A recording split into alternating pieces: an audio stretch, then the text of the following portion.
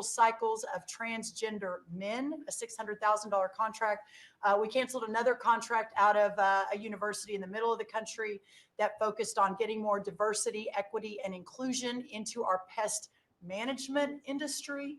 Again, these are nonsensical. It makes zero sense to use taxpayer dollars to fund these. I know these are just a few examples of the hundreds and hundreds that we have found. Well, the clear case of fraud was with the Small Business Administration, where they were handing out loans, $330 million worth of loans to people under the age of 11. I think the youngest, Kelly, was a 9-month-old who got a $100,000 loan. That's a very precocious baby we're talking about here. We're tackling the fraud, waste, and abuse in the agency. We've seen, hundreds of billions of dollars of fraud go unprosecuted. So we're taking that on. We have a zero tolerance policy for fraud, and we continue to crack down on it and make sure people are held accountable. And you have a lot of that. You found far too much of it. It's a pure fraud. We like to use the words waste and abuse because they sort of sound good, but many of these things are pure fraud. Now there was a contract that you've heard about where Stacey Abrams got $2 billion just before we took over, and it was a rush to get her the money, and that was environmental, and nobody knows what she was doing. But $2 billion. If you got 2 million, that's a lot. If you got 200,000, that's a lot. But this was $2 billion was given. Lee, do you want to talk about that? And the other one that was even worse? EPA has now canceled over $22 billion worth of contracts. $2 billion going to this NGO that Stacey Abrams was tied to. They received only $100 in 2023. And then the Biden administration gave them $2 billion. The director of the Greenhouse Gas Reduction Fund saw his former employer get $5 billion. So $20 billion went to just 8 NGOs, and they're all pass-throughs. And then they were giving it to other entities. Many of them were pass-throughs. And what you have is all these extra middlemen, they're taking their cut. And the taxpayer ends up getting screwed. They're losing out on all this hard-earned money. They can't afford to have the federal government waste. The partnership with Doge and Elon Musk has been incredible at EPA. Their team is very talented. We wouldn't have been able to do it without them. And of course, this mandate from President Trump to make sure that we identify every last penny, whether we're saving $50,000, $5 million, or $22 billion. We will not rest until every last penny is saved. Thank you, Mr. President, for the opportunity to do this for the American public. Great job. So we have a lot of that. We're getting down to a point we think probably over the next 2 or 3 months we'll be pretty much satisfied with the people that are working hard and want to be members of the administration and our country, really. And they're doing a lot of good people. We have a lot of great people. We want to keep the good ones, and we want to get rid of the ones that don't exist, and we want to get rid of the ones that do exist but don't work. And we have quite a few of them. Would anybody else like to say something before we take some questions from the press, please? Doug Collins. Yes, Mr. President, I think one of the things that you've always told me is take care of our veterans, and that's what we're doing at the VA. And one of the things, though, is you also have to know who your employees are. You have to know the very fact of who you are. We're 470,000 roughly when we started this, larger than the active duty Army, when you think about that in the perspective. But however, this is an interesting point. When I first got there and we started looking at this, how you take care of people, we didn't have an HR system that could actually give us a rundown on who actually was working where. That we've had to work with that, working with our VA employees who are those liaisons. We've been able to put together an organizational chart, which we can start looking at that. But the interesting part about it is about taking care of veterans. And what you've told me to do is how do we get the people in the right places? And I think when we look at this, GAO has told us we were high risk for years. The previous administration put literally tens of billions of dollars and tens of thousands of employees over the last 4 years. And we saw our statistics basically stay the same or go down. Backlogs went up. Maybe the question is not money and employees anymore. Maybe it's the organization and how we effectively deliver for the American people. That's what we're going to do. Well said. And, one thing I want to add to it, it is not necessarily a very popular thing to do. You're talking about employment, you're talking about people and the lives of people. And yet I think the American public understands we're trying to save our country and make our country great again. I mean, you could say it, but we're trying to save our country from this extraordinary thing that was happening. What they were doing to our country was just a horrible thing. And I have no idea how it plays out in the public. I guess you see poll numbers that are very good numbers, but I don't know what that means long term. But it's something that has to be done. If we don't do it, we're not going to have much of a country left. So we have to do it. So we're doing things that I think a lot of presidents wouldn't be inclined to do, but we're doing it to really, I don't want to use cliche. I don't want to say we're doing it to make America great again, because I say that on the campaign trail, but there's really no other words that could express it better than that. We're doing it to help our country, and our country was riddled with fat, like no country probably anywhere in the world, and we're getting rid of the fat. And at the same time, we're going to be bringing in millions of very good, high-paying jobs, and we're going to be taking in a lot of money. Our country's going to be very strong. We've been ripped off by every country in the world, friend and foe. We were taken advantage of like nobody's ever seen. And you saw what happened today with Venezuela. We did something with Venezuela, which is long in the making, and it's very substantial. And we'll be announcing cars very shortly. And we already announced steel, as you know, and aluminum. We'll be announcing pharmaceuticals at some point in the not too distant, because we have to have pharmaceuticals. We don't make pharmaceuticals anymore in our country. And if we have problems like wars or anything else, we need steel, we need pharmaceuticals, we need aluminum, we need a lot of these things that we sort of don't make anymore. And yet we're equipped to do it all. So we'll be announcing some of these things in the very near future, not the long future, the very near future. And it'll bring in billions of dollars, billions and billions, and it'll bring in, maybe more importantly, jobs. It'll protect the jobs we have, and it's going to be really, really quite amazing. Chris, did you have something to say? Yes, Mr. President. I want to say energy is the infrastructure that makes our country run and drives our national security.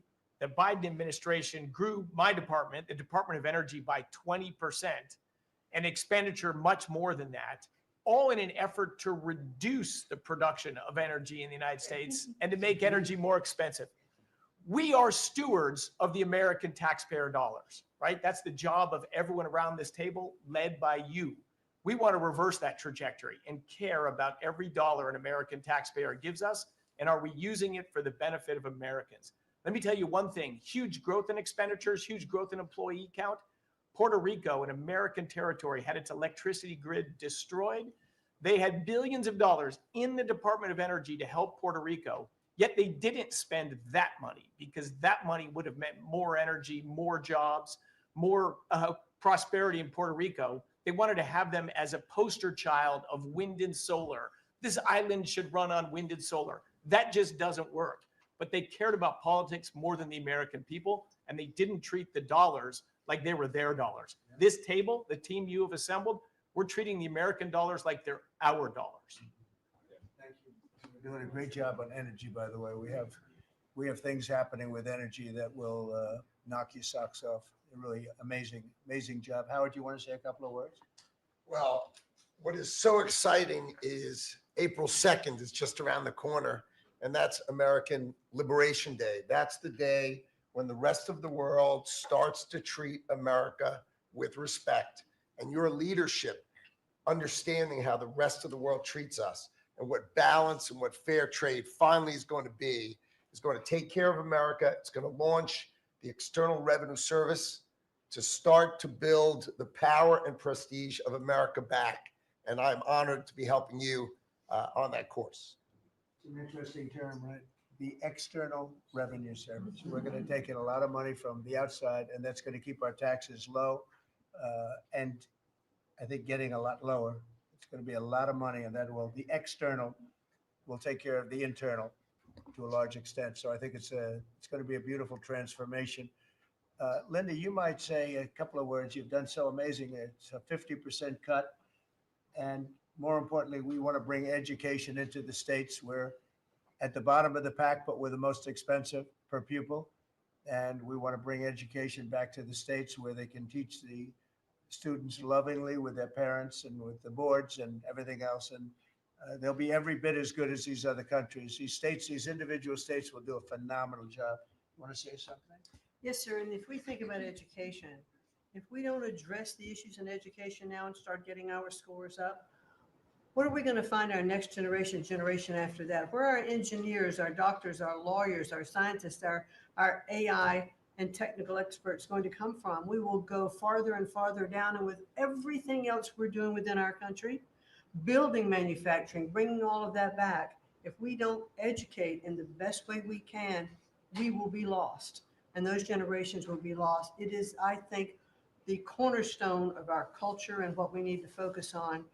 And so by having education at the best place where it can be, which is at the states, the local levels, with governors, with best practices and tools, which I hope the Department of Education can help supply for them, we'll do it.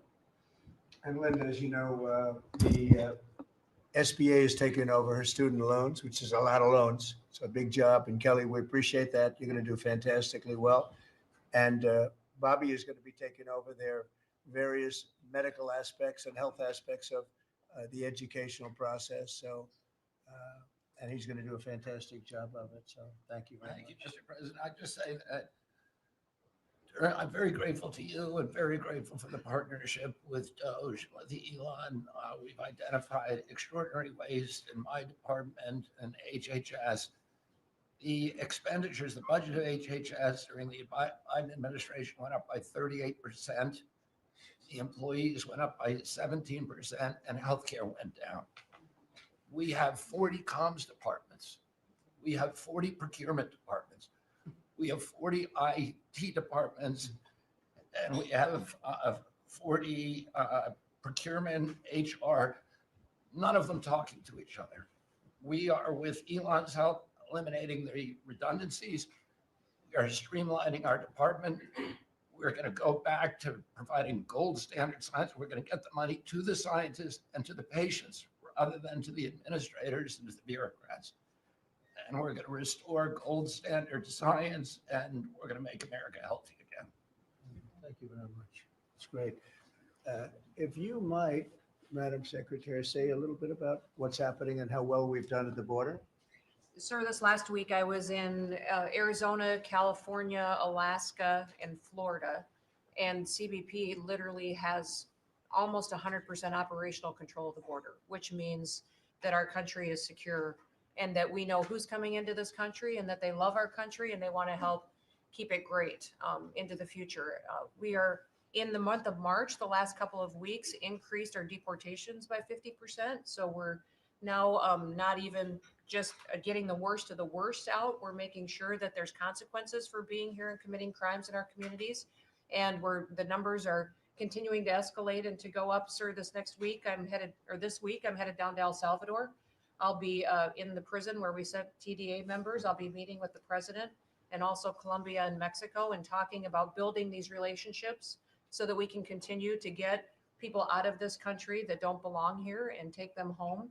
And also, you had talked to me about sending the message worldwide about the fact that people shouldn't be coming to this country and they shouldn't be coming here illegally. So we are in several other countries around the world with a message right now that's saying, if you are thinking about coming to America illegally and coming here, don't do it. You are not welcome. We have a legal process to becoming a United States citizen, and there are consequences if you come here illegally. And America has changed because we're putting Americans first. So we've also, the Coast Guard has done phenomenal work. I don't know if you all have reported on it, but we have broken historic records in the amount of drug interdictions that they have brought in. We've repositioned the fleet to go after the fentanyl crisis and to go after the southern border and securing it. And they've done amazing work as far as that. We were down in Florida. They brought in $500 million worth of cocaine that they had done in 14 interdictions and had brought them in, going right directly after the cartels and doing great work there. And we have a cutter that we have sped up the process, sir, the icebreaker that'll be hitting the waters here this summer. And we've got 2 more that will be coming. But, you know, Russia is using their cutters and icebreakers up in the Arctic to do surveillance on us. And we're going to reposition our fleet to continue to partner. I want to thank the Secretary of Defense and the Navy for all of their help and partnership too. We do operations together because they're Navy warships are in certain regions, but our cutters are faster and can work together in a partnership that's securing America. So, and we're going to eliminate FEMA. So